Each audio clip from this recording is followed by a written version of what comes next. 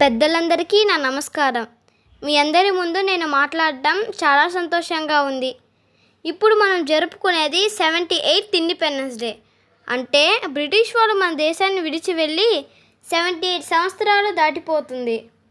స్వాతంత్రం రాకముందు మన జాతీయ జెండాను ఎగరేయాలంటేనే ఎన్నో చిత్రహింసలు పెట్టేవారు.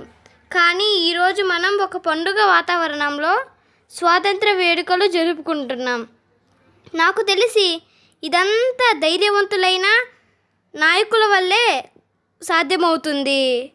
వాళ్ళు మాత్రమే ప్రజలను చైతన్యవంతంగా ముందుకు నడపగలరు. ఈరోజు ఈ బిట్రగుంట పంచాయతీలో ఇంతమంది నాయకులను చూస్తుంటే నాకు చాలా సంతోషంగా ఉంది.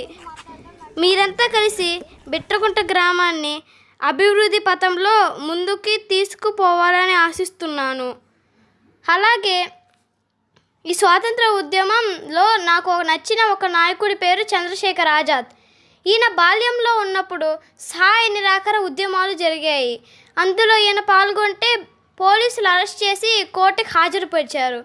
అప్పుడు అక్కడుండే జడ్జి, నువ్వు చిన్నపిల్లాడు కనుక సారీ చెప్పు వదిలేస్తామన్నారు. అప్పుడు ఆజాద్ గారు కుదరదు అన్నారు.